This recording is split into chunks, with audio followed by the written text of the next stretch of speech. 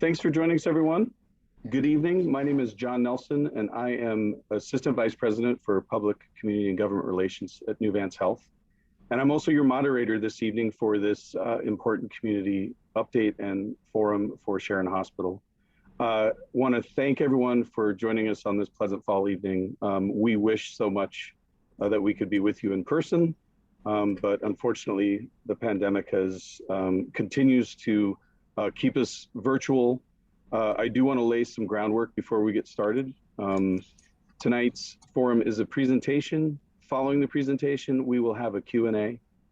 If you notice on your Zoom, there is a Q&A function, so you can submit questions, and we will answer them in order as best we can. There is a larger panel after the presentation, which we'll introduce as we go along, but it includes leadership from Sharon Hospital as well as Nuvance Health. And the other thing is we are streaming this live on our Facebook channel as well. So if anybody who's watching us there, please feel free to use the comments and we will answer your questions from there as well. So on that note, again, thank you so much for joining us. And I'm going to turn it over to Dr. Mark Hirko, the president of Sharon Hospital, to get us started. Dr. Hirko? Thank you, John. And again, I'd like to reiterate what John has mentioned and thank everyone for spending their evenings with us as we present the Sharon Hospital Community Forum and our plan for the future strategic direction of Sharon Hospital within Nuvance Health. This is a plan that we've been working on over a period of time, and it really, our evening is quite full. So let's go over today's agenda. We will discuss the Sharon Hospital vision for the future.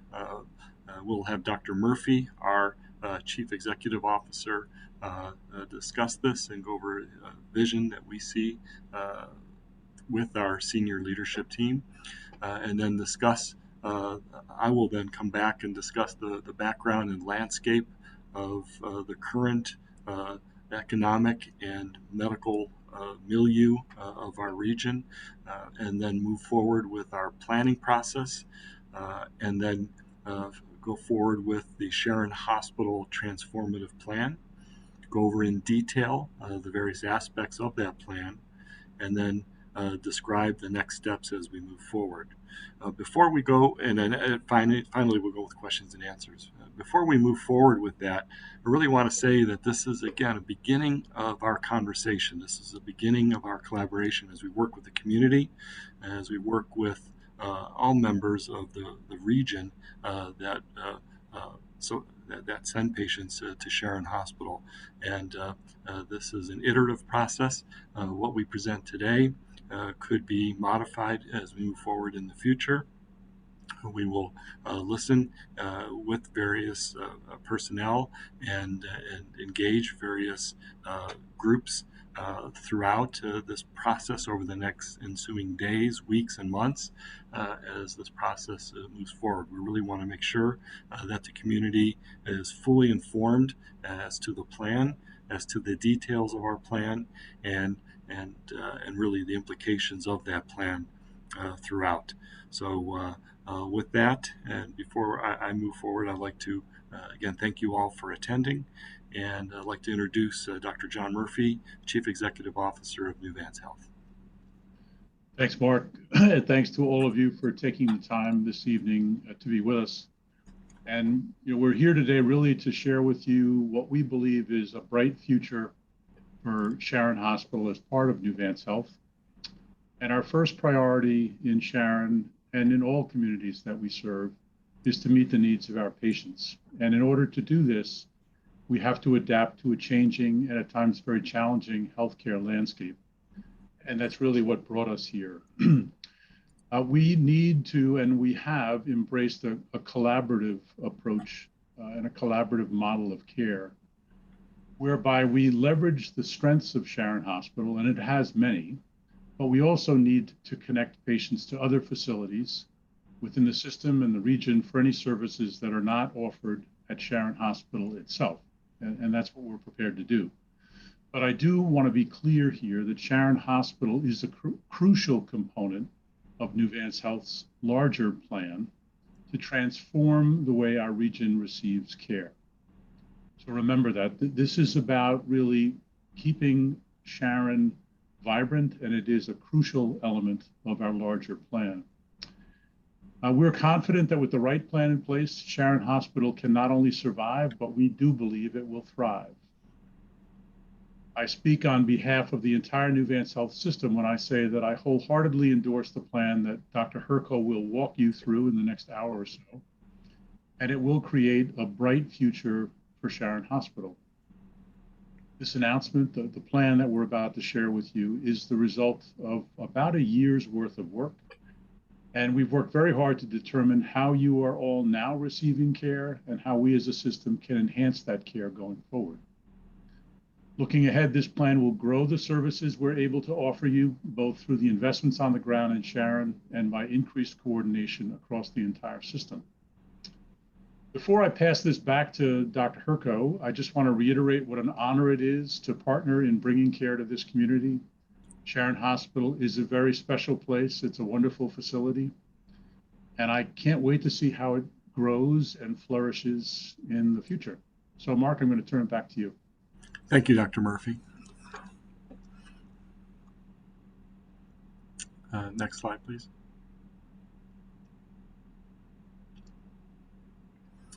So, as Dr. Murphy had alluded to, we really are looking at a year's worth of hard work with multiple inputs. And before we get there, I really want to go over our background and our current landscape as to where Sharon Hospital sits today. Next slide. So here's our reality. Rural hospitals are endangered in the United States. Greater than 180 have closed since 2005. And if we even look at this over a shorter period of time, these closures are accelerating. 138 in the last decade, and with 40% more at risk of closure. And a more sobering statistic is that since COVID-19 started 18 months ago, between every 10 to 11 days, one rural hospital is closing in the United States. So these are sobering facts, and it just is not slowing down. Next slide, please. And unfortunately, Sharon Hospital is not immune to what's going on. The Center for Healthcare Quality and Payment Reform has recently identified Sharon Hospital as at high risk for closing. And I want to reiterate that Sharon Hospital was recognized nationally as at high risk for closing. And that's a sobering statistic that with all the hard work and efforts of being part of a larger health system, we still have had issues with maintaining adequate financial status within the facility. And therefore, we have undergone over the past year or so ongoing planning necessary to look at the realities of healthcare today and adapt to that current reality as we move toward the future. Next slide. So how does Sharon remain sustainable? We are really dedicated in meeting the needs of the community, and we want to evolve the way that we offer this care. And we have to be consistent with the way we offer that care as this landscape continually changes. And COVID has really taught us that. And really, if we were not part of a larger health system, we would have had difficulty over the past 18 months.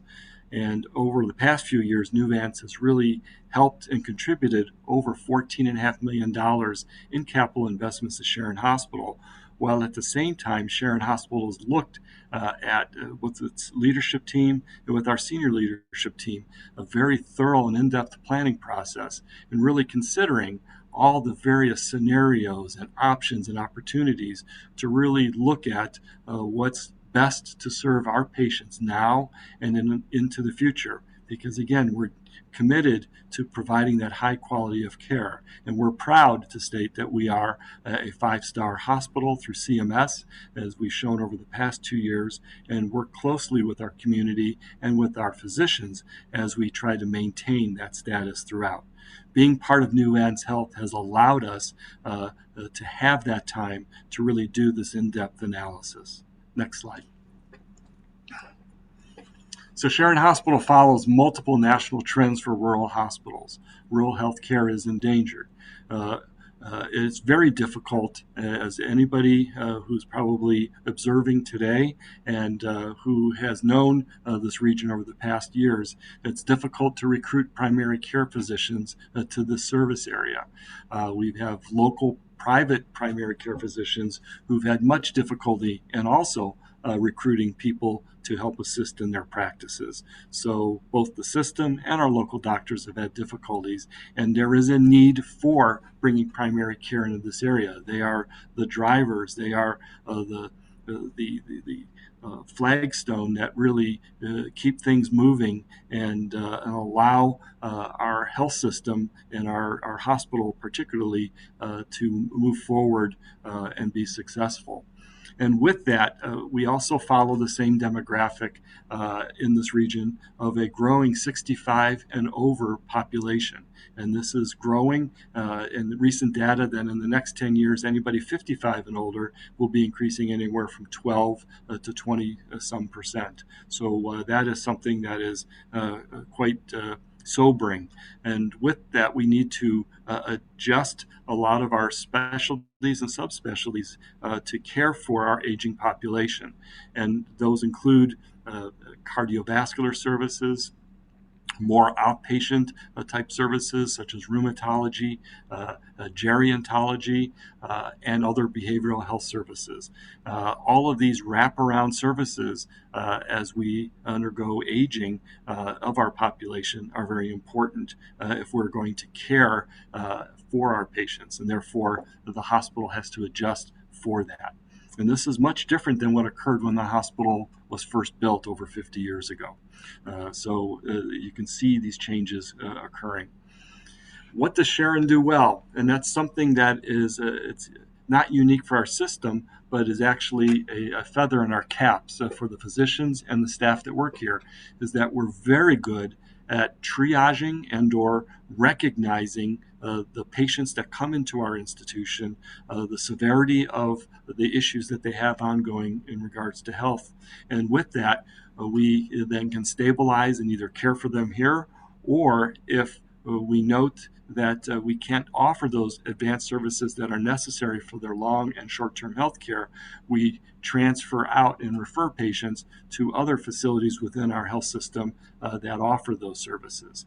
And we are very successful in that. And in our deep dive that occurred during this extensive year-long look at our issues, we noted that greater than 275 to 300 patients annually actually are seen and evaluated and actually transferred out of our hospital. Now, what happens to those patients? They are doing so well that we are top decile. That means we're in the top rated percentiles, top 10% of all hospitals in the region, in the areas, and then nationally, who actually have low mortality. We're in the top decile for what we call 30-day readmission rates. So the people that we keep and the people that we send out are not sent back to the hospital, which means we're effectively treating them and successful with them. And we're also effective in having these people come back to our community and use the services that we can offer, such as rehab services, physical therapy, occupational therapy, and even cardiovascular rehab.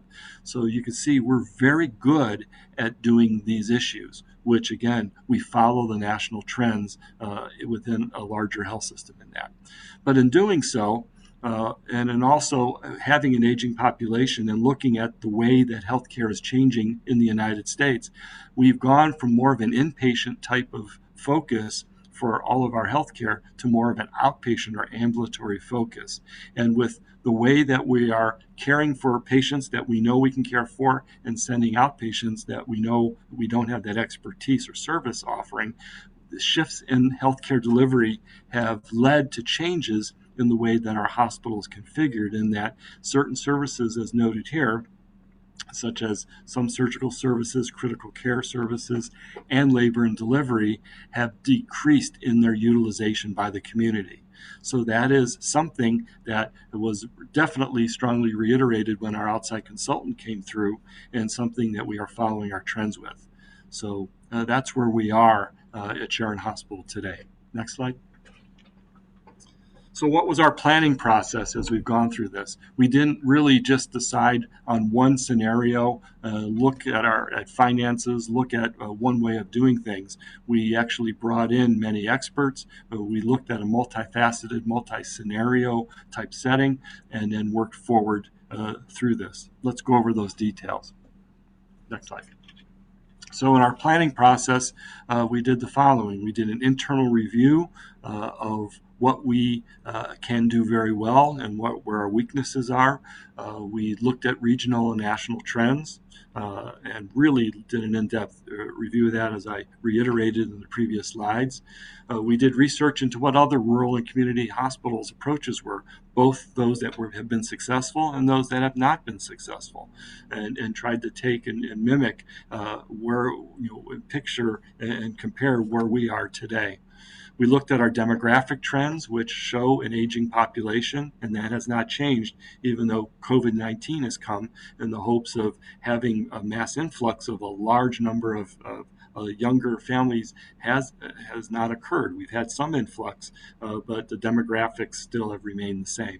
We'll see how those trends work in the future. We looked at our community forums and the questions that occurred and the aspects of the presentations that we went through there and the inquiries that the community brought to us. We worked with our Sharon board and the Foundation for Community Health and listened to their recommendation that maybe bringing in an outside third party who may be an expert in rural and community health care would be appropriate to look at a short and long-term solution, and thereby we had an independent analysis with an engagement with the Stroudwater Associates. And as you could see, we used multifaceted approach, doing in-depth examination, using all of these details and all of these facets of care to determine where we need to go. And while all this was going on, we have to show that over the past 3-year period, Sharon has lost almost $40 million.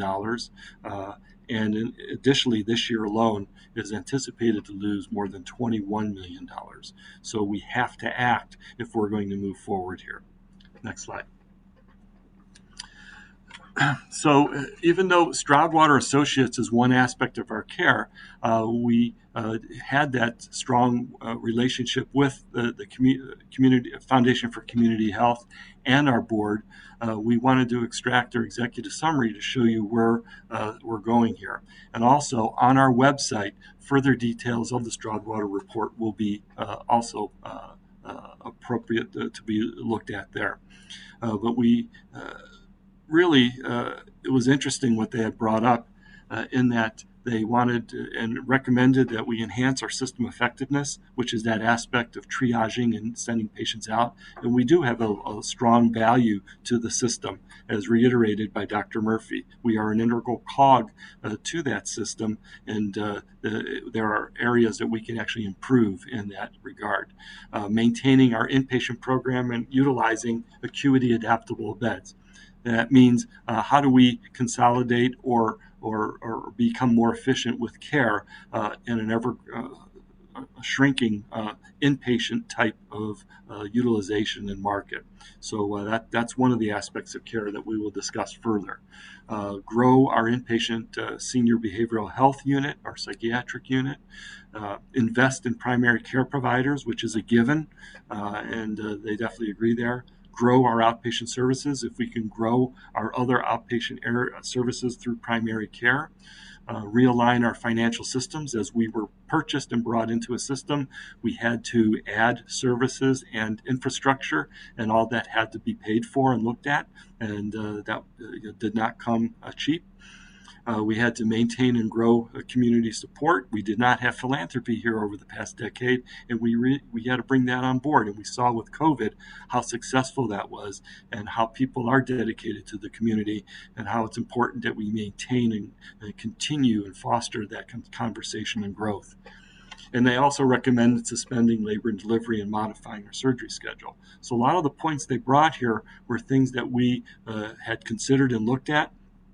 But again, we didn't agree with all things that were brought in the study and decided to really look in depth, utilizing the needs that we have locally and look at what we, in the short term and long term, consider our risks and our strengths for the future growth. Next slide. So here's our transformative plan. As you know, before I go to the next slide, we had to take all these steps into account. We went ahead and really polled a lot of people within our Sharon board, within our ad hoc committee, with our physician leadership teams, and also leadership from both Sharon Hospital and our senior leadership team for the system, and brought this all together to bring up our transformative plan. Next slide. This is an important stat and or statement that I really want to make sure that we take to heart, in that Sharon Hospital and Nuvance Health leadership really charted a strategic direction for the hospital here focused on deliberate growth. And this has been endorsed by the Sharon Hospital board.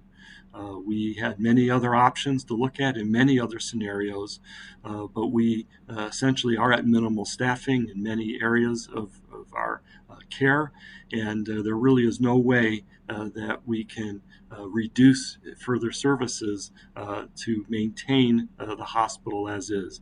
And by really focusing all of our direction on deliberate growth, we should be able to maintain our commitment to the community for sustainable long-term health care, which also is concomitant or in practice with high quality. So this is an important fact, long-term deliberate growth. Next slide. So we've decided on a community-based care within our health network with the following needs, focusing on what our community really is asking for and where we need to go in the future. So quickly, we are expanding our primary care and our outpatient care areas. So with that, as we have an aging population, we need those wraparound services as we discussed, and I'll go over all that in detail. But outpatient ambulatory care is a focus, and 70 to 75% of care today is outpatient and ambulatory rather than inpatient. We will be investing in behavioral health, both in our senior behavioral health program and look at other areas in the future. An interesting statistic is that almost 50% of all people throughout their life will have one issue with mental illness or health, be it minor depression, through the spectrum of substance abuse, all the way to Alzheimer's, dementia, and other issues. And it's interesting that we have a greater possibility of dying of substance abuse overdose than we do today of a motor vehicle accident in the state of Connecticut. We're also looking at consolidating or setting up work groups to consolidate inpatient care services to really capture the efficiencies of staffing and care. We're currently utilizing less than 40% of our inpatient care capacity at this point. We have to be more efficient there if we're going to offer increased services in the future. We are also recommending phasing out, and we will phase out labor and delivery, and we will discuss that in detail. And then concomitant or with that, we will consolidate surgical services, working with our surgeons to adjust our surgical schedule for future care. Let's go over these in detail. So if we really look in another way what our plan and our overview is, you can see we are investing, enhancing, and adapting various service lines. And you can see the majority of where we're going is investment in growth. And we want to, as we stated, we want to look at deliberate growth as we move through our future. So investing, we will use our established service lines. These are focused aspects of care that throughout the system to really bolster our primary care, our oncology services, heart and vascular or cardiovascular care, and our neuroscience service line. We will work and announce today partnership with the Federally Qualified Health Center from Torrington, and I'm proud to say that we have signed that memorandum of understanding, and starting in October, they will be setting up their van here in the front of our hospital, actively seeing patients and utilizing our facility. We'll go over further detail there. We will grow behavioral health services, such as our geriatric behavioral health program, which is very successful, and look and really explore the ability for starting or establishing an adolescent through adult autism program. Programs that we will enhance includes, again, setting up work groups with our physicians to evaluate and optimize our inpatient care delivery system, since we are utilizing less than 40% of that space, and also evaluate and optimize our surgical schedule in a similar fashion with the affected surgeons and staff. We want to revitalize our unused space within the hospital to become more efficient over time, particularly with our cardiovascular services and rehab services, particularly moving them to the first floor in the near future. We will work with our facility planning group, with our system, to better help us understand how to utilize this space for future care.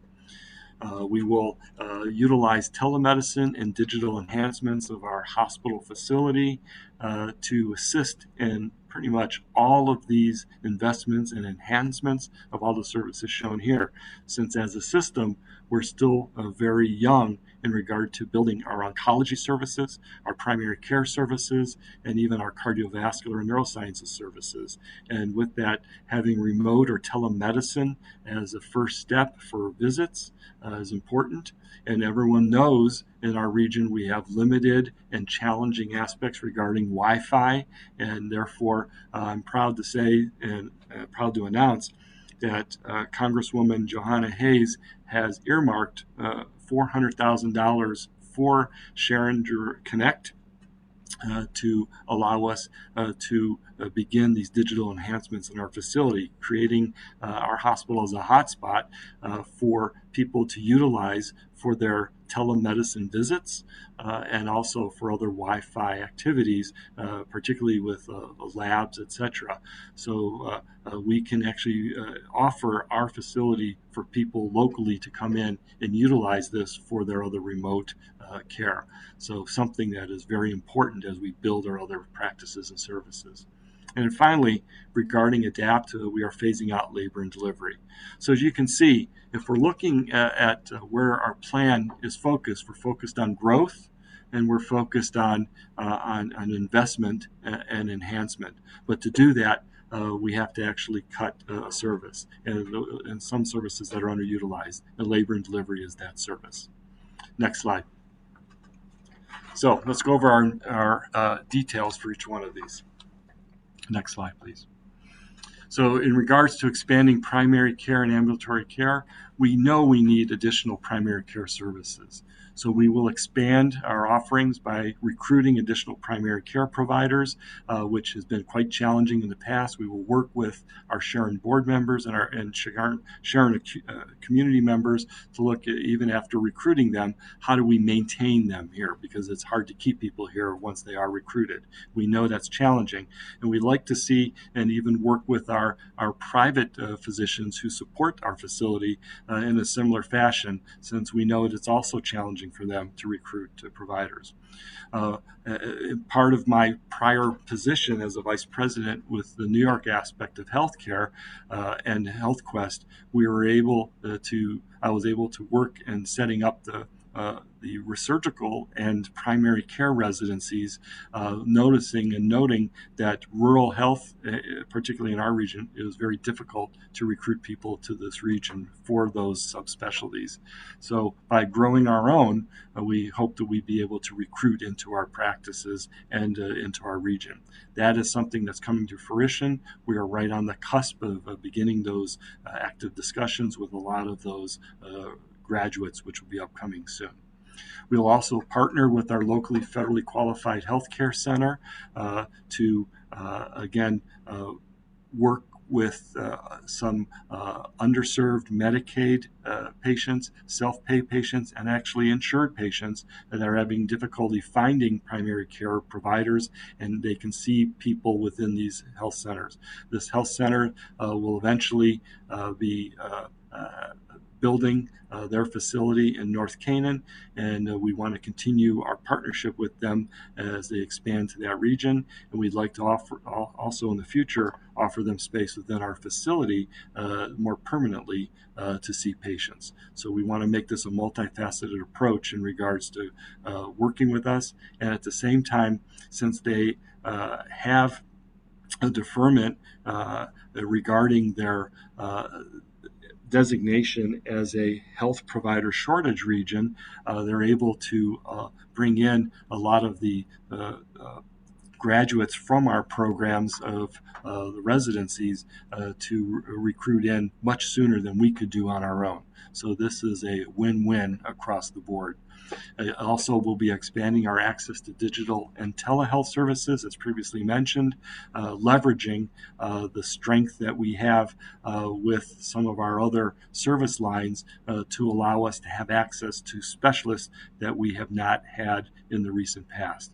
So we really want to move forward in those directions. As previously mentioned, we will enhance our outpatient services for neurology, oncology, and cardiology, utilizing those digital and telehealth services. And believe me, we've heard you loud and clear regarding how do we know what specialists are within our system and how do people have access to those specialists. We, as a system, have set up a program where you can have direct access through the internet to these practices, through our website, to recognize certain specialists and subspecialists. And once this capability is fully realized and operationalized, we'll have the ability to actually directly schedule into those practices alone. So we're very, very happy to announce that we're moving forward in that way. And then as an interim, we will also use our telehealth and hopefully build periodic clinics in a multi-specialty type region for Sharon Health itself. Next slide. We will invest in behavioral health. Our community is in need of additional adult behavioral health services. Our unit is essentially full, and once we have full staffing, it'll even become greater, and there's a waiting list for that. So we really want to move forward in that direction. Our data shows that there is a need for patients for behavioral health care in our region, age 65 and older. And to address that gap, we will enhance our current unit and evaluate the development of the adolescent and adult autism program as noted, and really strive to become a regional hub in the state of Connecticut, and also work with the eastern part of New York aspect of our market for adult and senior behavioral health care. This is another, as we want to say, feather in our cap and a strength that this hospital has, and we also help offer care for our physical illnesses and stuff, and adult behavioral health is also another area that is particularly in need. Next slide, please. We will convene work groups of clinical staff, including physicians, looking at a goal of ensuring and providing the right care at the right time and in the right location, since we are underutilizing our current care space. This is something that's been ongoing for the past 2 years, and we've even done some construction in some areas. But we still need to work with our physicians as we look to formally operationalize what these long-term plans are. Again, once finalized, we want to continue providing the majority of care to patients in the same manner as we are today. And we want to more effectively assign our staff and our resources to serve these needs of our patients as we move forward. And this will include maintaining our ventilator capacity for certain acute patients for either stabilization or short-term care, and also maintain our telemetry monitoring. So our issue is to maintain as many patients as we can in Sharon as we have now, and to continue care and evaluate patients in our emergency room just like we are now, and care for them just like we're trying now for the majority of the patients that are coming through. And that's the goal. We will work with our staff and with our physicians on this point. Next slide. The one aspect of where we have to reduce services is to phase out labor and delivery. This is a difficult decision. It has been an honor for our facility to be working with our community for so long in building families, and in working with our physicians and with our community and the trust that they've developed over the years with our service. At no point has this ever been a quality issue. We are seeing on average fewer than 200 annual deliveries, and if you really look at it, it's less than 2 deliveries or 4 deliveries a week over the past 4 years, and our birth rates are decreasing, which is consistent with what people are seeing throughout the United States, particularly in rural areas. And throughout COVID, it's even been further exacerbated. We really can't continue serving the long-term needs of our community unless we adapt. And the current reality is such that we will, pending our regulatory process with applying for a certificate of need with the state of Connecticut, we will phase out our labor and delivery services over an 8 to 12-month period to ensure that today's pregnant women who plan to deliver at Sharon Hospital can do so.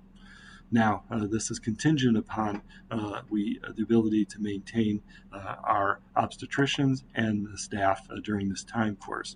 So we are working to incentivize the staff to remain at Sharon to care for pregnant women through their deliveries currently, and to show that we know this has been a hard decision for us and a difficult announcement to make. We ensured that we notified the staff early this morning before anyone else was notified. So we will work with them on an individual basis over the next few days and weeks to really look at this plan in depth. We would like to connect future mothers with high-quality, compassionate care for labor and delivery within our system at our other Nuvance hospitals, if they should so choose, and look forward to working with people and our obstetricians in that light. Our goal is to work with the community during this transitional phase. And we'd like to continue expanding access to women's health services in our region as our system looks to develop just like a service line just for women's health, just like we've done with our other service lines, such as oncology services, neurosciences, etc. So you can see this is something we don't take lightly, and we will work with the community and with our future mothers as they make a decision, their private decision, to work with their obstetricians to decide what they're going to do in the near future. So this will be an ongoing process over the next days, weeks, and months, and we will keep communicating as we move forward through this process, being as transparent as possible. Next slide, please. And finally, we will look at convening work groups of our clinical staff and physicians as we develop an operational plan for adjusting our surgical services to a more productive and possibly efficient model. A lot of our our care and night care has been based upon our utilization for labor and delivery. And with that, our goal is to ensure providing the right care in the right place in an efficient way possible. We are not like other hospitals within our health system, and therefore we've never really established what our future hours would be or operational status would be. We really want to improve the efficiency of our surgical schedule to the point where we'd like to grow services and grow capacity within our OR. And then we will work with our team to improve OR functionality. And we're excited on this possibility as we again grow ambulatory surgical services throughout this region. Next slide. So as you can see, this is a multifaceted plan on extensive growth and investment with one major area of reduction. So what are our next steps? Next slide. Today, we are announcing the plan to the staff, to the medical staff and clinical staff, and also to the community. We will then convene clinical and administrative work groups to work through all the processes and plans that we have discussed today, and then work with the state regarding the regulatory processes necessary for the services that we will be adjusting here in the future.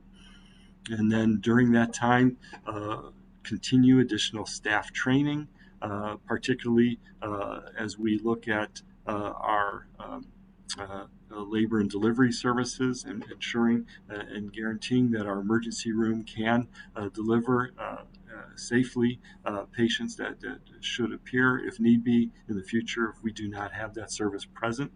We will also work with other staff members as we look at other services, as we look at our inpatient type structure. We will also continue engagement from the staff and community. And as I reiterated, I will reiterate, as we had stated earlier on, that this is not the be-all and end-all. We will be looking at further conversations, and this is a process that is quite iterative and could change in the future based upon unforeseen circumstances if they should so occur. But we will continue engagement throughout this whole process with communication, with my memos as we have, with forums, and with town halls. And then finally, again, we are all here for the same reason. We really, for the long term, want Sharon Hospital to be sustainable and vibrant through our current time course and also for the future. So again, thank you. Next slide, please. I'd like to now turn this back over to Dr. Murphy for some final comments. Thanks, Mark, for that thoughtful and comprehensive review. Before we end this portion of the evening and shift over to your questions, I did just want to close with three final points to emphasize what Mark has said. And the first of which is I'd really like you to understand that we do view this fundamentally as an opportunity to grow services and enhance services at Sharon Hospital. The second point is to reiterate that Sharon Hospital is a crucial part of our larger effort to transform care in our region, and that this ultimately will strengthen our ability to provide care in Sharon over the long term. This is a sustainable plan, and that's what we need. And then thirdly, and finally, we're not simply looking for Sharon to merely survive. We do want to transform it into a vibrant place where you get great care and you're very proud of the role that it plays in your community. And we are confident that this plan will make that vision a reality. So we are committed to this, and we very much are interested in answering your questions. So let me turn it back to John Nelson.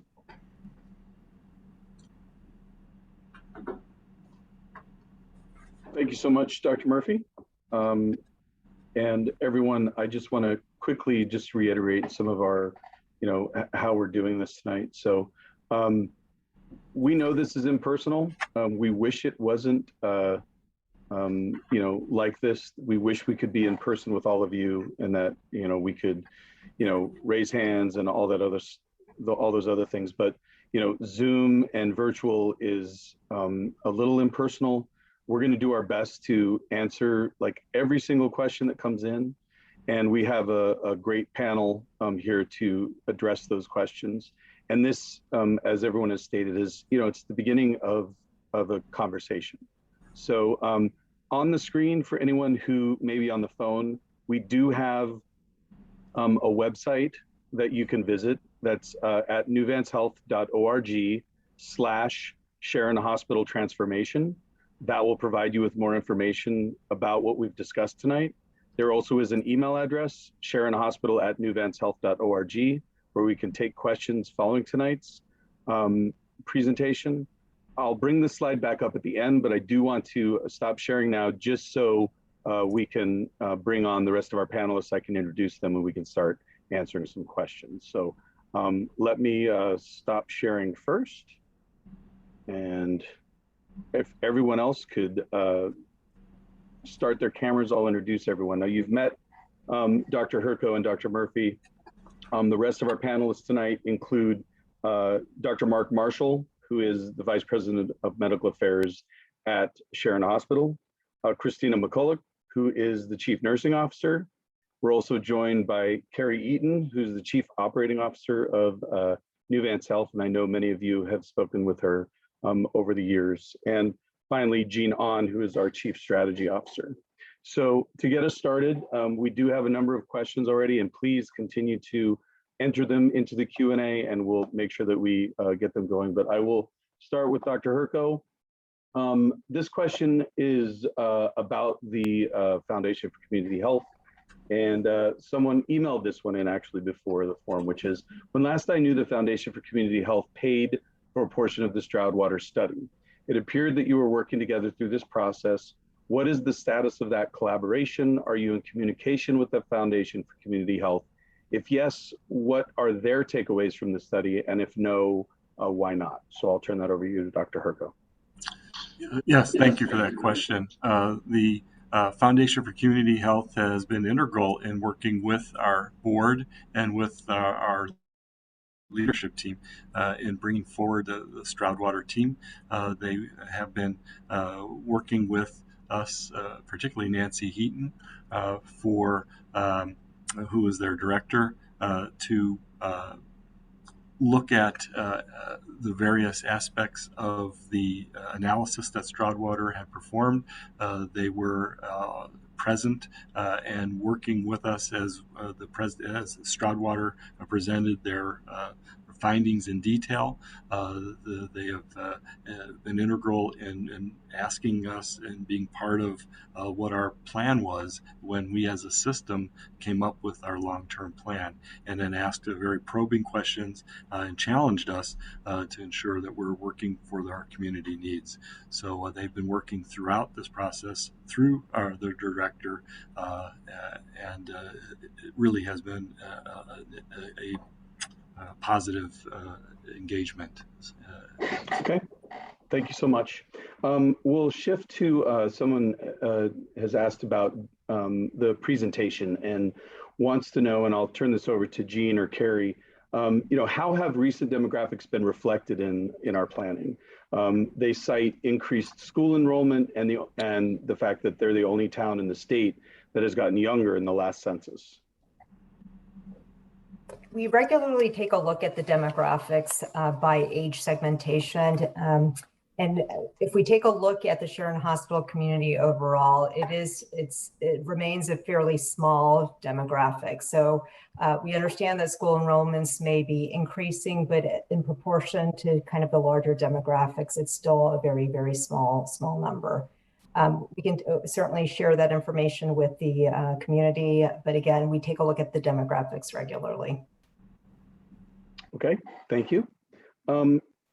Another questioner harkens back to the statement, Dr. Hirko, that you wanted to really emphasize, about Sharon Hospital and Nuvance Health focusing on deliberate growth, and they want a further explanation of what deliberate growth means. Yes, by deliberate growth, we looked at through our in-depth planning process. We looked at what the needs of our community were, and then derive what those needs were, and then move forward with taking what service lines and areas that we can offer to fit those needs.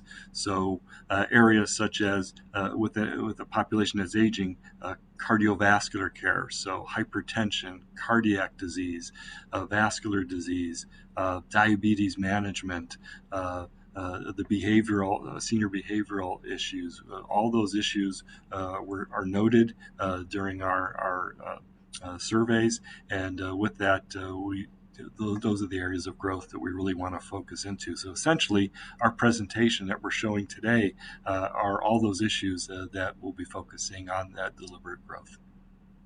Okay, thank you. This is a general comment. I think it would be maybe focused on the Sharon Hospital leadership, but someone says if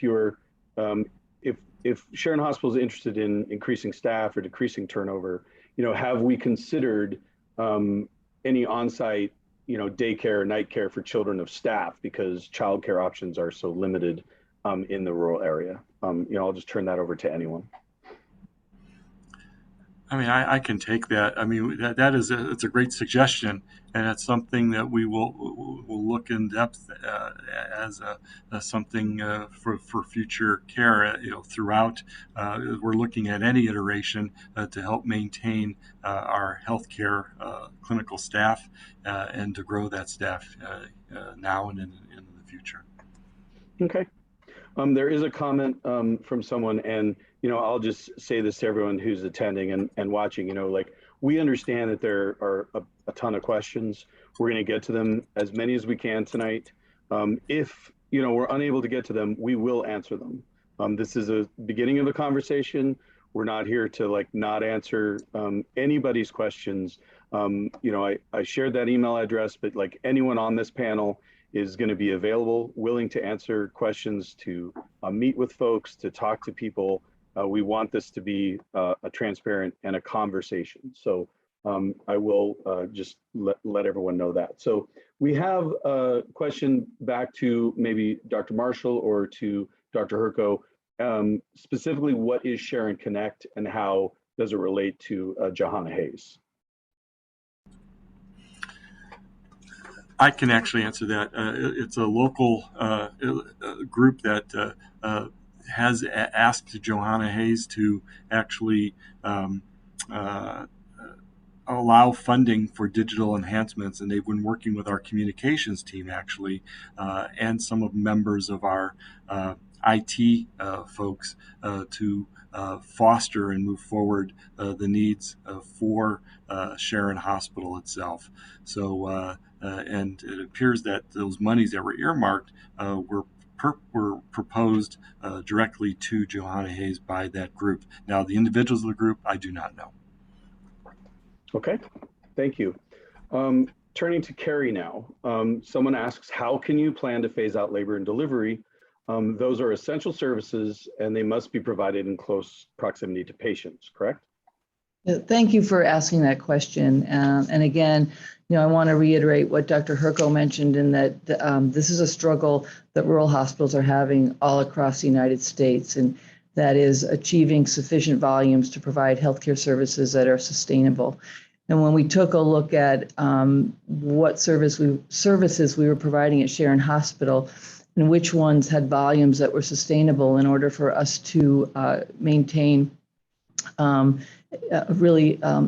conditions so that providing vibrant healthcare is feasible into the future, it became clear to us that that we were not going to be able to continue to provide labor and delivery services because the volumes just were not sufficient. And to answer the questions about the recent growth in the community and the moving of some families here during COVID-19, and I think that's terrific. And I think the community of Sharon is a beautiful community in the surrounding area that attracts people to this area. The amount of growth that would be required for us to get to a sustainable number is monumental. It's nowhere near that. It would literally, a sustainable OB program has, over double the number of deliveries. So it's very significant. And unfortunately, the small increases that we're seeing are wonderful, but they're not sufficient for the OB program to become sustainable. I also want to, to the point about, it needs to be close. We have carefully looked at in our catchment area who delivers at our hospital and who chooses to deliver elsewhere. And we do know that a very substantial percentage of our pregnant moms in this community, in this area, do choose to deliver at other hospitals. We know in Connecticut, the number is close to 40%. In New York, it's a similar number. So we do know, we also know that our high-risk moms generally deliver at other hospitals and are able to safely manage to get to the hospitals that are a little further away than Sharon Hospital. Lastly, we do have an emergency department with a very skilled group of emergency department physicians who are very capable of handling emergencies, stabilizing patients, and then getting them to the next place where they can get the tertiary care that they need. They do that all the time, and they will do that with our obstetrics patients as well, should that happen. I will point out when the services closed at New Milford Hospital 8 years ago, this was a concern, and there have not been a single instance of an emergency OB case that has used the emergency department in that period of time. That doesn't mean we won't have one in the community of Sharon, and we will be prepared to accept that patient if it happens. But I want to assure you that we are confident it will be a very rare thing if it happens at all. Thank you. Thanks, Carrie. Switching to the facilities, someone wants to know how, or if we have any plans to utilize the center empty courtyard area, and their suggestion is that it would be great for potentially a safe outside time, raised garden beds for the senior behavioral health. So just a suggestion and a question. Dr. Herko. Sure. Actually, we looked at that just before COVID hit, and we were working with our foundation actually to hopefully find a way we can have funds provided to develop that area as an open garden and an open area for our staff to actually utilize. And that's something that we will go back to once we have a more consistent focus on what's going on with COVID. But that's something we actually have plans to fix that and upgrade that garden here in the near future. Okay, thank you. Someone wants to know if we could detail opportunities for community input going forward. And also, how has community input affected this plan? Turn that over to Carrie, to Dr. Murphy, or to Dr. Herko. I can start, and then each one of us probably could chime in. I mean, we're really looking just at tonight is an example of taking the comments that we'll receive, and we'll listen to where we to the suggestions, and then look moving forward. When we looked at our prior community forums, particularly with some of the issues with building outpatient services and primary care, that was brought and definitely brought to heretofore that this was something that we needed to focus on. We've also, prior to COVID coming on board, we had conversations, open conversations with multiple folks as I went around, the people bringing up issues that the community needs and issues that they felt that the hospital could offer here in the near future. And then we, during COVID, had some mini town halls with certain select groups of people and possible people that wanted to donate, that we went over issues and concerns that they had brought up. So there's plenty of activity, and we're always willing and able for further future growth and activity in that realm as we kind of flesh out and finish the plan. Yeah, the only thing I might add, and Carrie, feel free to jump in if you'd like, is that, the Sharon Hospital board, which really does represent the community and acts on their behalf, protects and advances their interests, has been fundamental and integral to this process. And we have obviously engaged them in every step of the way.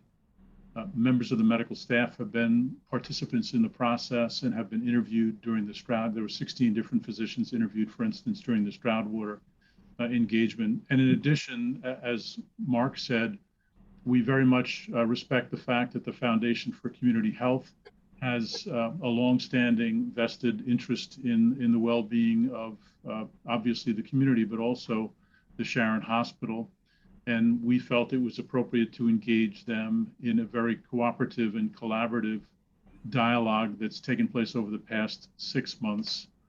And we certainly welcome, as Mark said and John said early on, feel free to submit your questions. I'm sure there will be other public forums. We certainly intend to engage other work groups as we refine the plan and roll it out. And I have no doubt that some of these items are going to be smashing successes, and some may stumble and we'll need to refine and revisit and iterate. But we will find ways to engage the community. But I do want you to realize that fundamentally, we view the board as stewards of the community's interests and this precious asset. And they have been right with us. I'd like to publicly congratulate Rick Cantelli, who's been serving as the board chair and has been incredibly invested, as have many other board members, in this work product, and will continue to be invested in making sure we get it right. Okay, thank you very much for that, Dr. Murphy. Shifting to senior behavioral health, Dr. Herko, specifically, can we talk about how services will be expanded? Will it be available to all without regard to ability to pay? Well, in regards to expanding the services, we have a beautiful unit that has recently been updated over the past 18 months, and with the constraints of staffing, we are actually at capacity. As we add and have the ability to maintain adequate long-term stable staffing, we should be able to be definitely full capacity of that unit. We'd like to consider discussing with our medical director the possibility of outpatient services, and then looking at a spectrum of care with those patients throughout. And then based upon need, we will always consider looking at expanding the inpatient footprint if need be. Now, regarding the ability to pay, I don't have details in that regard, but we want to offer the best care to the patients. And since this is an underserved type of detail that is noted throughout the state, and we are definitely a program that is well regarded, we try our best to find ways to make sure that all patients can be cared for. And we'll keep working at that. Okay. Thank you, Dr. Herko. Shifting back to labor and delivery, and this to Carrie and/or Christina. This is many parts to this question, so if I have to go back, just let me know. But I will read the whole thing, and if you can't remember any aspects of it, let me know and I'll ask them again. So, wanted to know if we've had conversations with local schools and local obstetrics practices who definitely reflected an influx of new young families. That's number one. And want to know if the effect on the community had been part of this decision process. And then wanting to know, were local clinicians consulted on the plan, or asked for other options? And why don't I stop there, and then I'll ask the others after that. So why don't I give that a start, and then we can find out what the other pieces of it. So certainly there's many members of our medical staff and healthcare team who are aware that we've really been talking about what's in the best interest of the hospital with regard to labor and delivery services for a long period of time. So, I can say that, yes, both Dr. Herko and I, in Dr. Herko's previous capacity, the medical group, me, and in this capacity, have spent many, lots of time talking to the key stakeholders over the past years around the viability of the program, what the challenges were, and so forth, and worked to partner together to try to see what we could do to make it more sustainable. at the end of the day, we were not able to find any solutions that we believed would be viable in the long term, despite what I would identify as very significant efforts and to try to overcome some of the challenges. And again, it's disappointing. I think we worked really hard at it, but I do think at the end of the day, the low density of population and just the low volumes of patients who are eligible to use those services in this community make it an uphill battle that I'm afraid it doesn't really, is not able to be sustainable. So yes, we did engage physicians and been talking to them over the years. I understand this is a concern of the schools with respect to recruiting teachers, and I understand that, and we would be happy to engage with those schools and have conversations with them to help them find solutions that we think would be very adequate and very safe. We really would not have gone down this road if we didn't think there were safe alternatives. So we believe there are very viable and safe alternatives for women who live in this community and children who live in this community for birth plans. Okay, thank you. And continuing on, this is more about staff, but the question is, what were staff of the unit labor and delivery told this morning, and that it's going to close, and questioning what was their reaction, how do they feel about it? I'll turn that over to Christina. Yeah, sure. So early this morning, Dr. Herko and I met with all of the staff on the OB unit. We discussed the plan to phase out labor and delivery services over a period of 8 to 12 months. We also have one-on-one meetings scheduled with each and every one of the OB staff tomorrow to discuss our support of them in staying on board for the next 8 months, how we would like to incentivize them to do so. And also we want to hear what they would like to do, after this program is phased out, because we'd like to support them in finding, a permanent home, right? A permanent landing spot, once this unit phases out. Okay.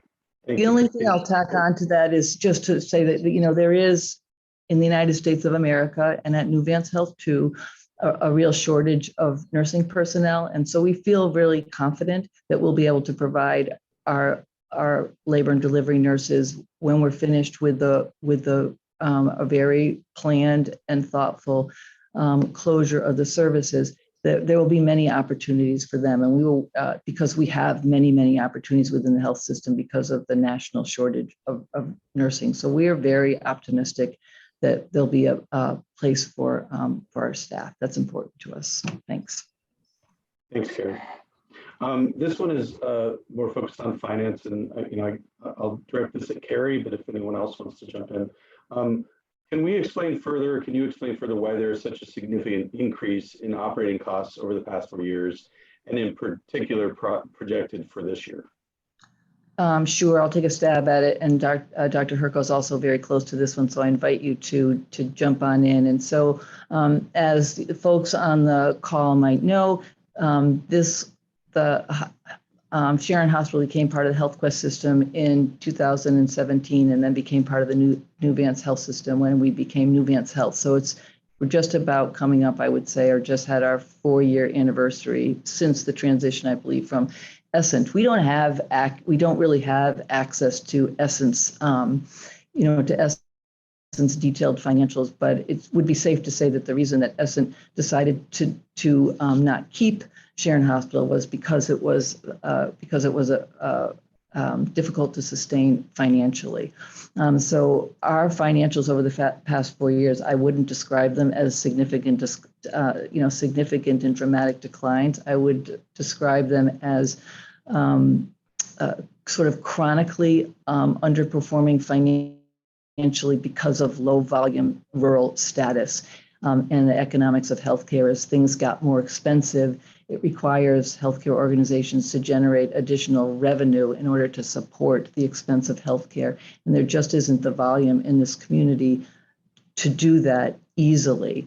And it is why we need to look at what are the things that are really needed in this community, what are the things that match the demographics of this community, what are the things that are underutilized and the services that are underutilized. And we will need to find other solutions within Nuvance Health for those underutilized services instead of supplying them directly at Nuvance Health. And I think Dr. Herko mentioned that the inpatient beds are only at 40% occupancy, and you can see that those financially just don't work out. Yeah, and I concur with Carrie in the regard to that we had a gradual decline in some of the inpatient services, and then we had an increase in just in the overall cost of healthcare, and then the cost of employing people with the overhead cost there. In addition, adding the infrastructure to be part of a larger health system and upgrade a lot of our other infrastructure issues. All those things came with a cost to actually get the hospital to where we need to be today to communicate to a lot of our physicians and to move forward. And the revenue just never was able to be increased in that regard. And everything, as you said, where it was underserved or underutilized throughout, particularly inpatient care and some of our outpatient care services too. Thank you both. We have a comment, and we'll take this as a note. Someone is thanking us for having this virtually because they said that actually it's hard to attend things in person all the time. So it's a good note for all of us that moving forward with these public forums, even if they are in person, to also have a virtual option so people can participate. So thank you for that comment. Back to labor and delivery. Question about how do Sharon Hospital's labor statistics compare to those with Vassar and Danbury? Turn that over to Carrie. I'm not very good at numbers. I don't remember them, but I can tell you Northern Dutchess Hospital, which is smaller than Vassar, has just under 1,000 deliveries. I think it's around 900 deliveries a year. Vassar Hospital has something above that. And if anybody who's better at remembering numbers has them at the tip of their tongue, please state so. If not, we're more than happy to get those and post them for you and answer them in specific detail. But what I can tell you is that Sharon Hospital has a very different, nobody's anywhere close to the low number that we have at Sharon Hospital. Okay. Thank you, Carrie. And we'll look up those statistics and make sure that those are available for whoever asks. Question for Dr. Herko: how accessible will the emergency room be for the community moving forward? Business as usual. We will not be changing anything. That's the one thing I was hoping that someone would ask that question, because we want to state that with all the changes we have here, we will continue to care for the patients as we care for them today. So no changes there. Okay, thank you. Back to Carrie and or Christina. In terms of covering pregnant women over the next several months while the labor and delivery is phased out, how will Sharon Hospital handle any coverage shortfalls? Will specialists be called from other areas of Nuvance Health? How will we address that? Again, thanks for asking that question. And in order to provide obstetric services, labor and delivery, you need to have 24/7 anesthesia, 24/7 pediatrics, 24/7 OB, 24/7 surgical capability with a surgical assistant if there's a cesarean section, and then obviously 24/7 OB staff. So you can see it is a big recipe for a relatively small program. So we do feel confident that we've secured adequate anesthesia services for whatever duration is necessary. We have recently completed some agreements with pediatricians too, so I feel pretty comfortable. And Dr. Herko, if you think you need to amend anything that I'm saying, please feel free to jump in. But I think we feel pretty comfortable that we have resolved any immediate problems in pediatric coverage, and we should be able to get through to a balanced and planned closure. We do believe that we would be able to provide the surgical assistant backup for C-sections during this period of time as well. The two areas that are probably the most at risk would be whether or not our very talented and capable obstetricians choose to stay for the 8 or 9 months or 10 months, whatever it takes to close the program. We will sit down and work with them and develop a very detailed transition plan so that they can work very carefully with their patients in choosing where those patients wish to be delivered. If they choose to leave the area and deliver at another hospital sooner, then it will be sooner because you do need to have the obstetrician. So that's one factor, but we'll sit down with them and discuss it in a lot of detail. And then the second is obviously nursing, and I'll let Christina fill in the details, but we have been working very carefully and closely on a plan to try to ensure that we will have appropriate and adequate and nursing coverage during this time. Christina, do you want to elaborate? Sure, I can again explain that we are meeting with all of our nurses, and we do have a plan to incentivize our nurses to stay, and also a plan to support them throughout this transition so that they do find a position following, once we do phase out labor and delivery. We do have contingency plans in place as well, such as agency nurses, in the case that our nurses do decide to leave despite some of the plans that we have in place. However, it is a reality that if we do have a mass exodus of our nursing staff, we will be in a difficult situation despite the contingency plans that we have in place today. Okay, great. Thank you. And someone just asked, and I'll let everyone know, they asked how many people besides us are actually on the webinar. I think it's about 130 people. That's including Zoom and Facebook Live. So, and just to reiterate to everyone, we are recording this, and this will be posted to our website, so people can view it after the fact. So if you want to share and let people know, it's going to be there, and they'll also have all that contact information so people can ask questions. So back to, and I think you sort of answered this, Carrie, but I just want to double check. Someone asked what response we've had from the local OBs, related to the phasing out of labor and delivery. So, I think it's safe to say that they're very disappointed. They have a long legacy of providing excellent health care and bringing and delivering babies in this community. And I feel confident in saying that I'm sure many people on this Zoom call have had experience delivering their children here, their families, or their families. And so it's hard. This is really hard. There is a loss here. It's a loss for the obstetricians. It's a loss for our nurses. It's a loss for our staff. We understand it's a loss for the community. So we will, we are committed to doing everything we can to partner with them to make this as smooth as a transition as possible. But it would be ingenuine of me to say that this was easy. We do appreciate and understand that this is really a difficult decision, and it has a disproportionate difficult impact on our obstetrician colleagues. And following up with labor and delivery, still with Carrie, someone asks about safety and said that, it was a claim 3 years ago that maternity could not be provided safely.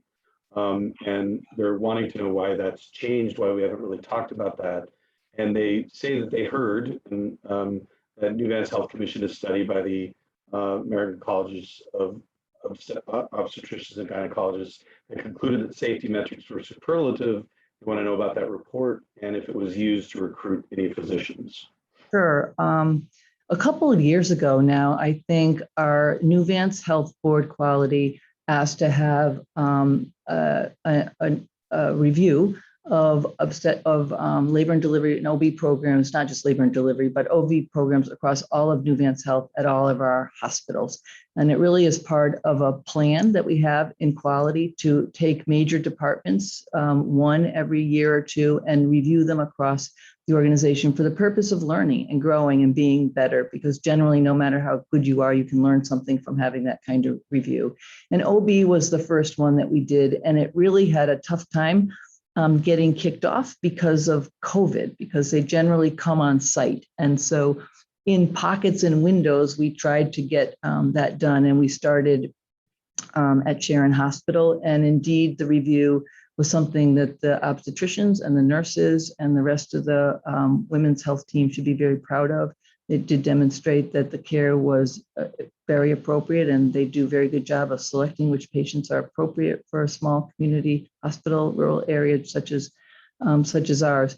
I think to go back to the question about safety, there never was any concern that our obstetricians were not safe, well-trained, very capable obstetricians, and that they didn't do an excellent job of case selection, which cases should be delivered at Sharon, which should go to places that have NICUs and those sorts of things. And so, that they really have done a good job of that. And every bit of data we have would indicate that, in fact, that is the case. When we talk about safety, you always need to worry as you're having trouble with staffing and hours and, and those kinds of things when you're staffing a department. Are there safety risks? So I think we're always proactively on the look at Nuvance Health for any concerns about any safety risks. And when you do have trouble staffing units, you always worry about safety. So I want to congratulate the department for the safe work that they've done. We're very proud of it. They have an excellent track record, as I say. The nurses do as well. And so, really safety really doesn't have anything to do with why we are making a decision to close labor and delivery at this particular point. So thank you for the question. Sherry. Turning to Dr. Marshall and Dr. Herko, someone asks, what is our target date to get a neurologist on staff at Sharon, or a top neurologist? And then they also ask, what is the plan, or how are the ER doctor services, how are their competencies addressed? How do they study, improve their services or enhance their services? Well, I can start talking a little bit about neurology. So, as we know, we had a full-time neurologist in the community that retired recently. And the recruitment of any physician, particularly neurologists, are particularly difficult, is hard to this community. And what we've done in order to serve our population, the inpatient population particularly, is connect with the neurology services at Vassar Brothers Medical Center by telemedicine. And so for routine inpatient neurology consultation, we have a system set up whereby we connect by an electronic device, and the patient can be evaluated remotely. And then we connect by telephone and through the computer to formulate a plan for the patient while they're here. Separate from this, we have a well-established tele-stroke service that, I'm sorry, my screen just blanked for a second. The tele-stroke service provides stroke assessment for the emergency department and for the inpatient service when a stroke comes to the emergency department, or we identify a potential stroke on the inpatient service. They're both very robust and very successful and well-used services. Now, for the outpatient, we are working on the telemedicine platform for the outpatient neurology consultation. And I think that there's a lot of potential for growth there. We are certainly not opposed to bringing a neurologist to the community. And if a neurologist was to be recruited here, they'd be welcome with open arms. And as I can further reiterate in my discussions I have with the service line leaders, particularly in neurosciences, that they have recruited some neurologists into the Poughkeepsie market area, and they initially, just like I mentioned at the beginning of our presentation, we'll start with baby steps to work with telemedicine remote visits to start as an outpatient type service, and then as the business and the service warrants, then they'll start rotating people out on a basis through a multi-specialty type clinic. So we have to start one way, and they're finally to the point where they they have a critical number where they can start doing some of these outreach type programs.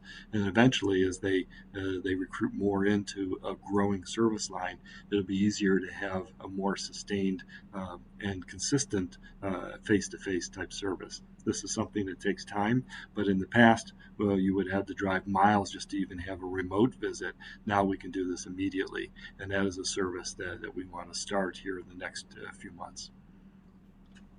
Thank you. I can also answer the emergency room Sure. competency issue. Yep, go right ahead. Actually going through training for emergency room physicians, one aspect of that is obstetrics type care and obstetrics emergencies. Now, to maintain that, our ER physicians will be upgrading and maintaining their competencies in the near future to be fully prepared, along with our ER nurses. So we have anticipated that this issue would come up. So once the announcement came up, then the ER will be working on establishing their training protocols as they move forward to ensure that everyone's skills are up to date for this possible eventuality. Okay, thank you. Question, I think for Dr. Herko, possibly for Jean. How do we define the Sharon Hospital community, and especially in regard to an FUHC? Is that part of the investment? So I can explain it in terms of how the hospital defines it. So typically we defined a community as our primary service area. And so it's basically where 75% of our inpatients come from. So 75% of those who use our hospitals. So for Sharon Hospital, that community encompasses both towns in New York as well as Connecticut. So, towns such as Amenia, Millerton, as well as Kent, Lakeville, Sharon, Canaan, et cetera. So there's a geography there that is defined, and it's 75% roughly of inpatient utilization. Okay, thank you. Back to Dr. Herko, the work groups that you mentioned in the presentation, who will be in those, and have Nuvance Health affiliated physicians and clinicians been consulted on this plan, and are they in support of it? Well, we will be working with, we actually have an established work group for our inpatient consolidation type program, and that's been ongoing for a while now, and we'll continue with that. Regarding surgical services, we will be working with the surgeons that are currently operating in that area, along with our anesthesia staff and some of our clinical staff to move that forward, and we'll be making those announcements shortly. Regarding the Nuvance employee, what was the last part of that question again? I just wanted to know if Nuvance Health affiliated physicians and clinicians have been consulted on this plan, and if they're in support of it as well, if they're supporting it. Well, the leadership of the medical staff has been, when we went through our overall vetting of the plan, the final plan as we went through, and then we will be, this has been communicated as we move forward here. This is again, as Dr. Murphy had discussed, this is an iterative process as we start including all the physicians that are affected by some of these decisions to further move forward the plan. That's why nothing was set in stone regarding either one of those aspects of the plan until we can actually have these work groups up and running to ensure that we follow the capabilities and the types of patients that we want to take care of now and in the future. Okay, thank you very much. And just so everyone knows, just let our attendees know, we are nearing 7 o'clock, which is when we were going to take our forum 4, but we do have a number of questions, so we're going to continue just because we want to make sure we can answer as many questions as possible tonight. So we will continue on for a while longer, just so you know. So next up, this is for Dr. Marshall. They want to know if you could address hospice and palliative care at Sharon Hospital and talk about that. Absolutely. Yes. Thank you for the question. So just so everyone's aware, palliative medicine is the treatment, the assessment treatment of symptoms in patients with chronic, usually life-limiting illness. And hospice is the care that we provide to them to manage their symptoms at the end of life. So currently at Sharon Hospital, all the patients admitted to the hospital are screened for their palliative needs. This screening takes place by a multidisciplinary team, including nurses and social workers and the therapy departments. And those screenings generate a consultation, and the consultation addresses with the patient an assessment of their symptoms, their goals of care, advanced directives, and prognostication in most cases. In the past 3 years, the number of those consultations on the inpatient service has quadrupled, and we're seeing a lot of benefit in that. The hospital has a contract with visiting nurses and hospice of Litchfield County, which helps us take care of hospice patients in the hospital when they need such a high level of symptom management that they benefit from being in the hospital. And we've seen growth in that area as well. My goal, which is supported by Dr. Murphy, Dr. Herko, and Nuvance Health, is to build on the successes of the inpatient hospice and palliative medicine service and create a robust outpatient hospice and palliative medicine program with outpatient clinics serving not only the cancer patient, but the non-cancer patient, which I think is an area where the need is even greater. So thank you for the question. Thank you, Dr. Marshall. John, if I could add one bit that Mark didn't mention, because he's, I think, too humble. Mark Marshall was recently named as the network's endowed chair of palliative care. So his expertise will be shared not only at Sharon Hospital, but across the entirety of the network. And we're very proud and very thrilled that he will bring his vision forward and really grow an incredibly important service, both on the inpatient side and on the outpatient side across the 85 communities in which we have a presence. Thank you, Dr. Murphy. And if anyone wants to know, the reason I looked off to the side every few minutes, it's because I have 2 screens, and that's where the questions come up. So it's not because I want to look away, but that's kind of how I have to do it, because I can't remember them. I have to read them. So another question. This is for Dr. Herko, Dr. Marshall. About recruiting primary care. It's been a tough thing. This person states it's been a red blinking light of a problem for several years. What have we done to recruit recently, and how will that change in the future to change the results? How are we going to address, the system, Nuvance Health recruiting primary care? Well, yeah, I can start that. As you know, the definition of insanity is repeating the same thing over and over again, expecting a different result. The current methods for recruiting just aren't going to work. So that's one of the reasons years ago we created the residencies, noting that it's easier to actually bring people from our own, grow our own, than to bring from the outside. So that was one of the solutions that we worked on. And now we're at that point where we're trying to bring that to fruition. And we do have 2 candidates that are interested in looking to come on board. And I know that's being looked at with Dr. LaRocque and Dr. Ferreira.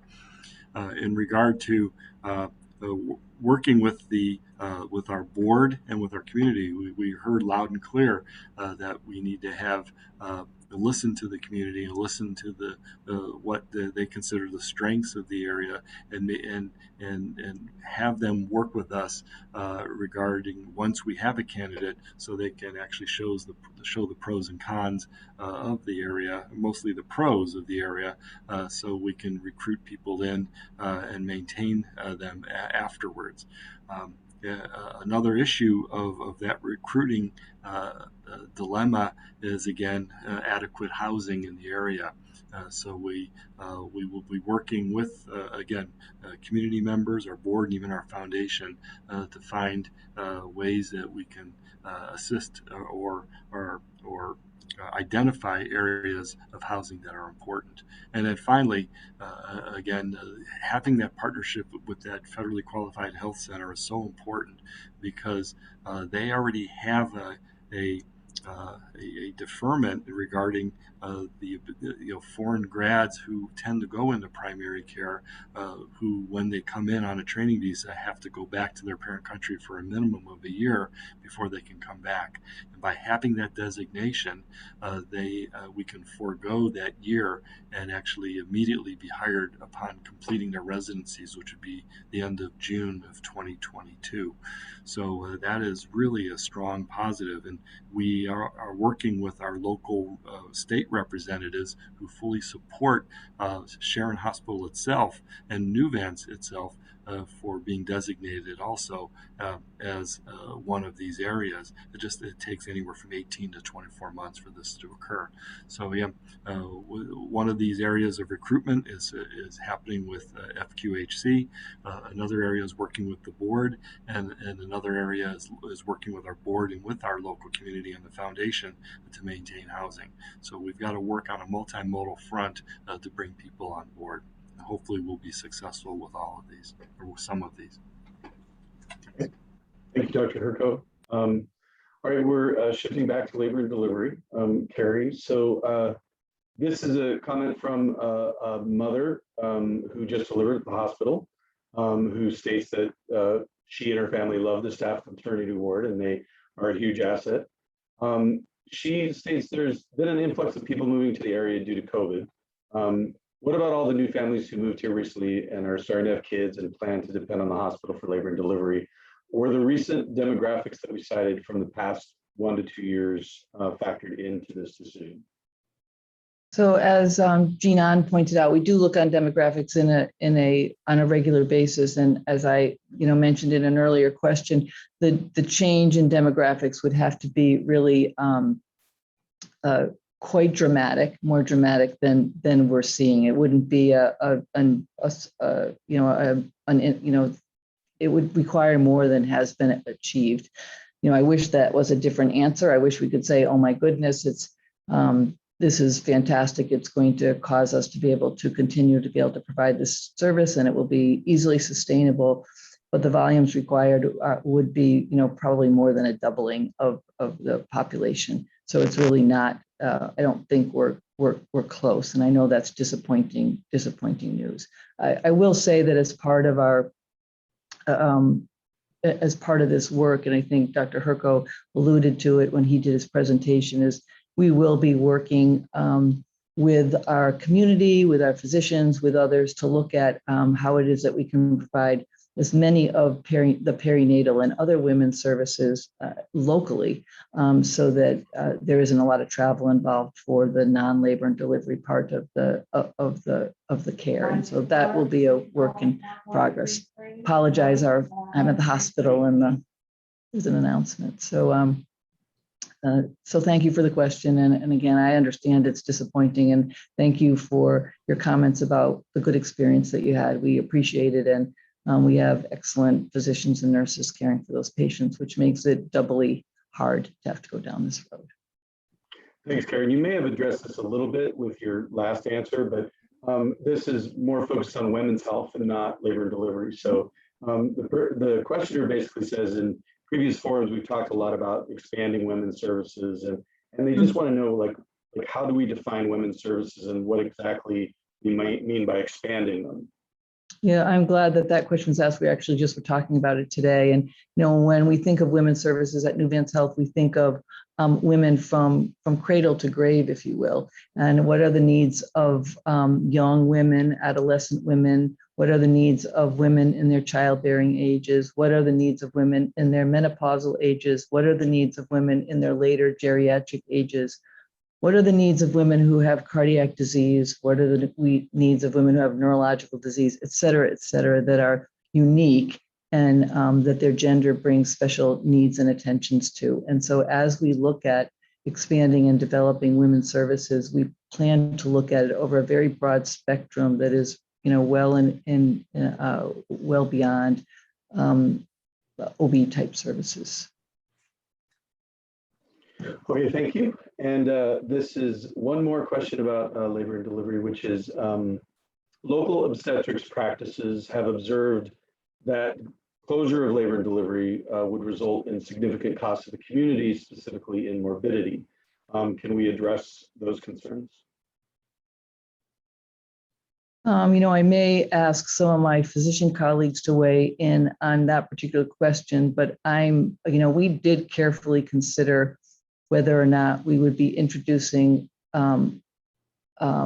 untenable safety risks or quality of care risks to our community as we made each one of those decisions. And there just isn't any evidence that I'm aware of that would demonstrate that will be the case. As I said before, we do know roughly, about 40% of the patients in our community choose to have their deliveries elsewhere already. In the Connecticut market, it's somewhere close to that in the New York market.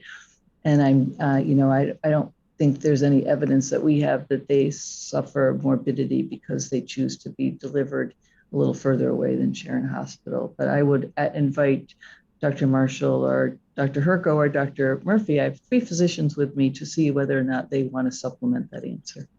I could supplement part of it in that, a recent hospital in Eastern New York within the last 2 years has closed their OB services.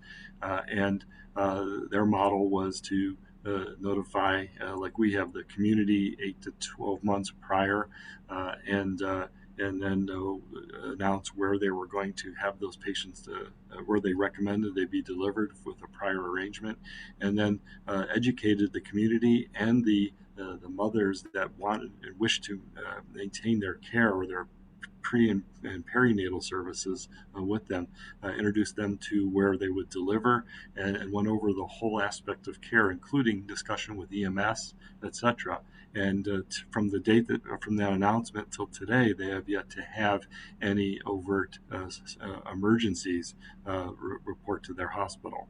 And so we want to follow a model similar to that, where we discuss this, with over time with our obstetricians, with our community, with our clinical staff, and with our EMS services. So there will be alternatives for people when that time comes. But in the interim, we continue care as we've been doing. The only thing I would add, Mark, and you can correct me on the number, but the overwhelming majority of rural hospitals in America have already made this decision and gone down this path. I believe the number is 75%. And we were careful that as we were doing this analysis, we brought in one of the nation's leading experts on rural healthcare to be sure that someone was looking over our shoulder with vast national expertise to give additional credibility to our assessments and decisions. And they came forward with this recommendation and told us that I believe the number was 75% of rural hospitals have already made this call, unfortunate as it is. Yeah, I have the number was 37% actually had active labor and delivery services in 2011, and that had gradually dropped to between 30 and 31% as of 2020. So, and I'm not aware of any trends with respect to morbidity as a result of that decision. Okay, thank you all. Shifting to kind of a general question, and it relates back to the presentation, but we talk about, making sure that Sharon Hospital is sustainable. And this questioner just wants to know what we define as sustainable. What does that mean? That it can support itself for the foreseeable future. What we'd like to see is that Sharon Hospital is here a generation or two from now, and that we reconfigure and transform its range of services so that it ultimately establishes a break-even financial performance. We're not looking to profit or generate profits from Sharon Hospital. We need, as the healthcare landscape changes and healthcare reimbursements fall and inpatient services change with respect to the need for inpatient beds, that we ultimately establish a model that allows Sharon Hospital to break even so that it can provide vital services to the community for many years to come. Thank you. Turning over to surgery, and this for Dr. Marshall or Dr. Herko, what kinds of services and surgeries do you anticipate will attract patients from the wider region and not just from the Sharon area to enhance our revenues or to enhance our services? Well, I could start, although Dr. Herko is a surgeon, so I might be stepping on his toes. But the thing that immediately pops into my mind is building of orthopedics here at Sharon Hospital. I think that we have a great footprint in orthopedics. I think growth in orthopedics is something that is very achievable and sustainable, and we could potentially become a center of excellence in joint replacement and other orthopedic procedures. We have several very, very talented orthopedic surgeons in the community. I'm sorry, Mark, please. Oh, no, I concur. Orthopedics is a priority. Even outpatient general surgery is important. Most of general surgery today is actually ambulatory or outpatient, and we'd love to see a lot of that volume and growth occur. Another area is pain management. We lost some of our providers in pain management some time ago, and we're working on recruiting and bringing a new group in here, hopefully after the new year. That will actually help us as we looked at, again, the aging population that fits our orthopedic model, and it also fits our aging population in regards to that management. So it's a full circle consortium of care. I'd like to. The final area, I'm sorry, there's one more area, is ophthalmology. We recently lost an ophthalmologist. We have one present, but we'd love to actually add more procedures as that ophthalmologist looks for another partner. So that is another opportunity here in the near future. Right. We also have a fellowship-trained sports medicine orthopedist, Dr. Marty Clark, in the community. And I think there's a lot of potential to build that service, particularly with the local athletic programs at the local prep schools. And I'll reiterate even further, I mean, he has a strong relationship with the local schools, and that practice has been rapidly booming. So I think that is a strength that we have here, and it's actually been a hidden strength, and we want to continue to move that forward. Okay, thank you both. Question about the Stroudwater report. Someone wants to know if and where they can read the report. Aspects of the Stroudwater report will be on our website. It'll be posted later today. Okay, thank you. Question about advertising when it comes to recruitment. This person states that did we advertise to increase maternity and any other recruitment? Like how do we advertise for that? I can work with that because even prior to my position here, I worked with Carrie Eaton to help with our OB recruitment, and the detail work we did with the different aspects of advertising, the different aspects of where we actually sought personnel was actually quite staggering, and we were very unsuccessful. In regard to recruiting other people to a rural area, it fits the picture that you see nationally. Jen, we're trying to find the positive niche and a positive story to bring people on board. And then it is, you have to really offer and look at that full picture and its sustainability too. I know we've been saying that word a lot, but sustainability is the answer to maintain people in our area. And we tried with OB, and we're going to be working very hard on another tack as we do that with primary care on some of the other specialties of our other service lines. Okay, thank you, Dr. Herko. And since we're on recruiting, another question about people are moving to the area from New York City and elsewhere. Why do we find it so difficult to recruit medical personnel to come to the Sharon Hospital region? I can bring up, I mean, rural areas are different than where a lot of people have trained. When you come to a rural area, the support that you had when you were in training is totally different. When you're in training, you have adequate day and night support with multiple specialties.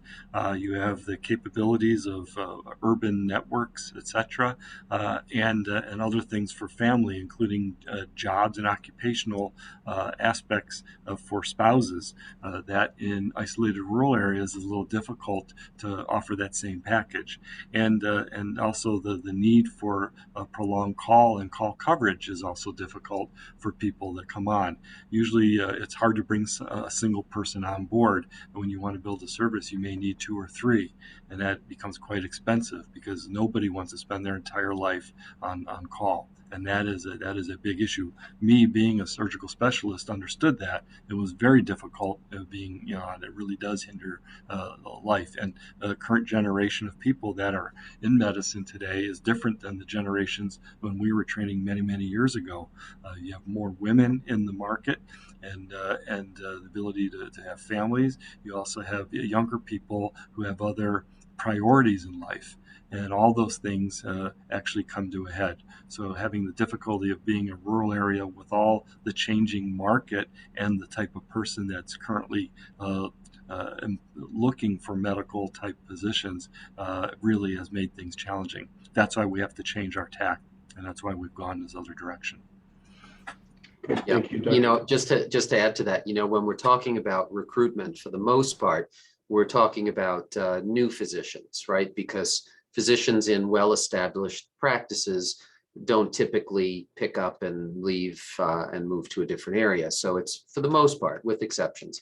The physicians that are coming out of training now, just as Dr. Herko said, are looking for the support of a larger group and multi-specialty group perhaps, or at least a large primary care group for the call purposes, so that call is not onerous. And so it's a special type of candidate that's willing to come to this community, a small community, and start a practice. So it is difficult to recruit to the rural areas. Okay, and John, before you go to the next question, I have to reiterate one of my answers regarding the Stroudwater report. I've been reminded that the executive summary will be what will be posted online. So sorry. Thank you. This directed towards Jean, Carrie. Are other Nuvance Health facilities going through similar examinations and plans and adjustments? Yeah, I think I'll take this one. COVID, healthcare lives with a very narrow margin period, and COVID, and so we're always looking for opportunities to be more cost efficient and to do what we can to ensure appropriate revenues. But COVID took a particularly hard toll on hospitals across the United States of America, and Nuvance Health is no different. And yes, we have been actively working in a very organized way with a project that was designed to improve the overall operational efficiency from a cost perspective at Nuvance Health. And there isn't a single part of the hospital health system that hasn't been touched by it. It included all the hospitals, the medical group, all the corporate services. Every single part of our organization has been involved in this type of activity, yes. Okay, thank you very much. And just to note, everyone, we're at like 7:23, so we'll continue for just another few minutes, try to answer a few more questions. But we realize that there are a number of questions that haven't been answered yet, and we will, we'll make sure that we do answer them. We've kept track of them, who's asked them, et cetera. So, we'll make sure that we get in touch with you and get the answers. Next up, question about psychiatry. With the desperate shortage of psychiatrists able to work, especially with adolescents, why is Sharon Hospital focusing on autism rather than on more general psychiatric care for teens, adults, and geriatric? Our medical director has an interest in autism and a training in that, particularly in adolescent type areas. And then he has other associates that have that interest and expertise. So we're going to listen to our medical director where they feel the best area for short and long-term coverage and scope should occur. In addition, our state is quite underserved, as the person asking the question had brought up, and that's really important in that we're lucky to have people that actually have that expertise. That's one of the reasons why we brought it up. And we'll look in this and really do a deep dive as we try to build that service. Thank you, Dr. Herko. Question from another family that recently had a baby at Sharon Hospital. They were planning to, have another child delivered at Sharon Hospital in a few years. Proximity to the hospital is crucial, they say, to their family. Where does Nuvance Health expect parents to deliver babies if we're phasing out labor delivery? What hospitals in particular, and how far are they from Sharon? Sure. We'll be happy to work with any and all families in our community to find the best solution for them with respect to where they should deliver their child. Which is the best hospital is very largely dependent on where they live. If they live in Millbrook, it might be a different answer than if they live in Salisbury or Canaan. So I'd be happy to work with, again, any family. I would encourage them to reach out to us and we'll help them put together a plan. It is part of, as I said, part of our plan, which is just at the beginning. We do have a planned and scheduled. We do plan to schedule this and work with all the clinicians to have a very orderly and well thought out transition plan. And part of this will include how to help our community members who are seeking guidance and advice on where to deliver their babies and what all their options are. We will make sure that we have that as a part of our package. Thank you for bringing it up. Okay, thanks, Carrie. The only thing I would add, John, go if ahead. I could, Carrie, Sure. obviously your wife's obstetrician will have a major role in that decision, and we would very much respect his or her feelings on this and want to work with the obstetrical community to the extent we can to try to address your family's needs. Thank you. During the presentation, Dr. Herko, you talked about how Sharon Hospital has lost nearly $40 million in the past 3 years. This is for you or for Carrie. What have the finances been for the rest of Nuvance Health's hospitals during this period? Well, Nuvance Health has been challenged. COVID has really hit us hard, and we've been working with a decrease in ER visits, with our especially last year where we had to shut down our elective schedules and our surgery for a prolonged period of time. We today still as a system are working on trying to recover all of those volumes across the board. So every hospital has been affected in some way, shape, or form, and we're all in various aspects of recovering those patients and some of that volume. Carrie, do you have any, or Dr. Murphy? I would just add, and Carrie, please jump in if you'd like. The system as a whole last year, despite the influx of federal funding from the CARES Act, lost about $50 million. And COVID is still here among us as we are trying to come up with a plan to transform Sharon. We're still battling COVID, and its effects are very real, not only in terms of reduction in volume, but there's been a significant increase in expenses, as well as the workforce shortage. But having said that, as a percent margin, the Sharon Hospital losses are the largest in the system. And we feel it is imperative that we address that promptly and thoughtfully. And that's really why we're here tonight. Yeah, the only thing that I would add is, for those of you who are interested in it, and I think there's been enough questions to sort of explain it, is that for the reasons that Mark and Dr. Herko and Dr. Murphy just explained, it is imperative that we make sure that we are a strong, fiscally responsible organization. All the capital improvements that we make in Sharon Hospital and have made in Sharon Hospitals actually couldn't have been done by Sharon Hospital. They have all been supported by the rest of the organization who, because we are because we're interested in the making sure we provide appropriate care. But it is imperative that we find solutions at Sharon Hospital and everywhere. And Sharon's not the only part of our organization that is having to find ways to redefine itself in order to be successful as a healthcare organization. There is pain being felt across all of our health system to try to achieve those same ends at each one of our hospitals and other parts of our services. Okay, thank you. We're nearly at 7:30. We've answered about 45 questions, which is pretty good for an hour. And we do have a number remaining, but I do want to give, Dr. Herko, Dr. Murphy, anyone else on the panel a chance to, offer any closing thoughts. And then at the very end, before I sign off, I will reshare that slide so people can once again see the contact information and everything else, where the website is, because we want to make sure that this conversation continues. So I'll turn it over to Dr. Herko first. Sure. Thank you, John. I really want to thank everyone for participating in this process. Again, this is the beginning of a long conversation and a long engagement. And we do have a long way to go as we move through this process. There are going to be good days and bad days, and as Dr. Murphy had previously alluded, some of these plans will work very well, and some will have to stop and be reevaluated and adjusted accordingly.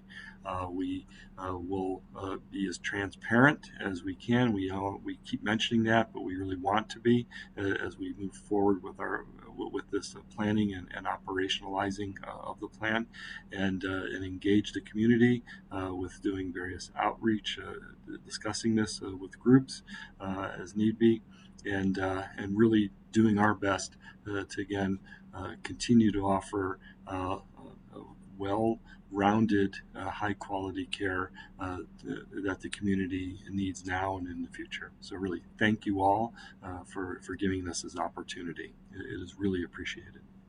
Dr. Murphy. Thank you. I would say thanks for joining us. I realize it's a late evening, but I also know that this is very important to you as it is to us. And just to reiterate those few points, this really is a plan to fortify Sharon Hospital, to be sure that it's here 50 years from now. This isn't a short-term cost reduction effort. This is about a way of reimagining its future so that you have the hospital that you rightly love in place for generations to come. We've taken our time. We've been very inclusive and touched base and engaged multiple stakeholders. We've brought in what I believe is the country's leading expert in rural healthcare to be sure that we have been as creative and responsible. We've shared it with the boards, as I've mentioned, and there's a lot of expertise there. This isn't easy. It invites change. There are some, difficult realizations that we've put before you tonight. But we are confident this will work. We hope that you will take time to be patient with us, to engage with us. We've got a lot of work in front of us, but we are looking forward to Sharon Hospital thriving, and we do honestly believe that this is the plan that will get us there. So thanks very much for joining us, and we look forward to continuing this conversation into the future. Thanks. Thank you, Dr. Murphy. Back to the slide, just for everyone on the phone. If you can't see the slide, the website is www.nuvancehealth.org/Sharon Hospital Transformation. And the email address, if you want to ask questions, is sharonhospital@nuvancehealth.org. That's sharonhospital@nuvancehealth.org. We are so grateful for everyone joining us tonight. Thank you so much. And we hope you all have a wonderful rest of your evening. So take care and have a good night.